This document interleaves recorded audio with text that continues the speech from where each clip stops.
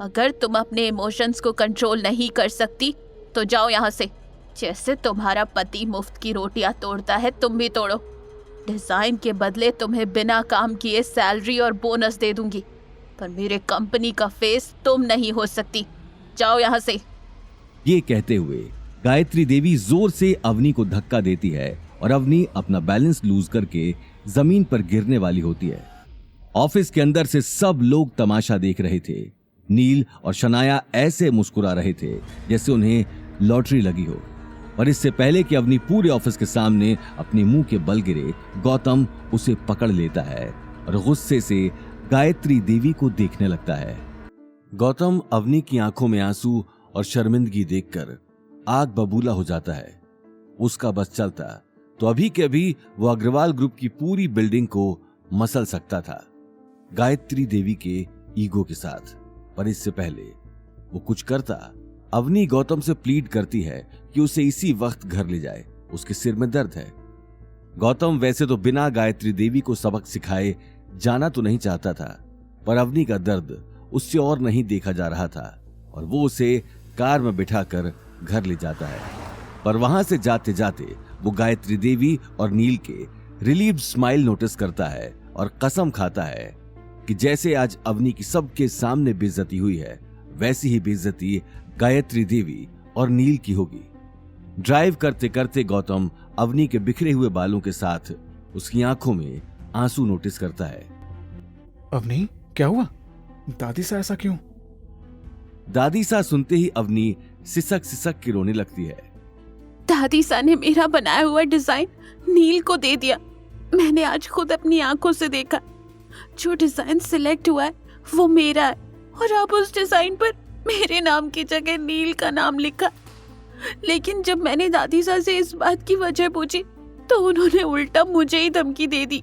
मैं कभी सोच भी नहीं सकती थी कि दादी सा इतनी गिरी हुई हरकत करेंगी। क्या इन सब में दादी सा का हाथ है? और नील उनकी आड़ में ये उल्टे सीधे काम कर रहा है। गौतम का पारा चढ़ चुका था। वो उसी वक्त अभिनव को कॉल लगाने वाला था, लेकिन अगले ही पल उसने अपने आप को रोक दिया। वहीं अवनी गीता और अनिल को ये बात बताकर परेशान नहीं करना चाहती थी। ये बात सोचते हुए उसने अपनी आंखों से आंसू साफ कर लिए और दोनों घर के अंदर आते हैं। गौतम, मॉम डैड को कुछ पता नहीं लगना चाहिए। ठीक है अवनी। ठीक है, तुम जाओ किचन में, मुझे कुछ देर अकेला रहना है। गौतम अवनी की मायूस आंखों में देखने लगा और अगले ही पल किचन में चला गया। किचन में आते ही उसने अभिनव गुप्ता को कॉल कर दिया। कहिए सर, कैसे याद किया?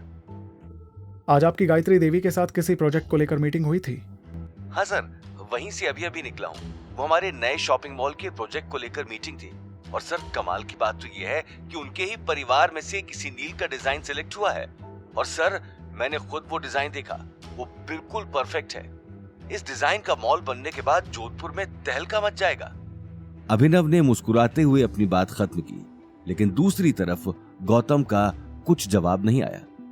फोन पर छाई चुप्पी की वजह से अभिनव का सिर पसीने से तरबतर हो गया। क्या हुआ सर? मैंने कुछ गलत तो नहीं कर दिया? मिस्टर अभिनव, इतनी लापरवाही कैसे कर सकते हैं आप? जिस डिजाइन पर नील अग्रवाल का नाम लिखा है वो मेरी वाइफ अवनी ने बनाया है। क्या? Sir, I am really sorry, मुझे इसके बारे में कोई जानकारी नहीं थी। लेकिन आप चिंता मत कीजिए, मैं अभी के अभी नील अग्रवाल और गायत्री देवी से बात करता हूँ।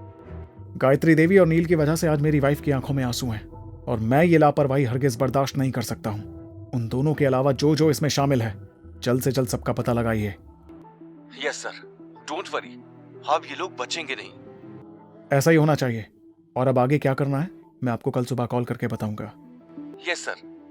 ये बात सुनते ही गौतम ने फोन काट दिया और गुस्से में खिड़की के बाहर देखने लगा। उसकी आंखों में बदले की आग साफ दिखाई दे रही थी। गायत्री देवी, अब देखो मैं क्या करता हूं। बस बहुत हुई तुम्हारी मनमानी। अवनी की आंखों में आए आंसुओं की कीमत तो तुम्हें चुकानी ही पड़ेगी। आगे की कहानी जानने के लिए देखिए अगला एपिसोड सिर्फ पॉकेट एफएम के यूट्यूब चैनल पर और रॉयल वारिस के सारे एपिसोड्स को सुनने के लिए डिस्क्रिप्शन में दी लिंक से डाउनलोड करें पॉकेट एफएम ऐप।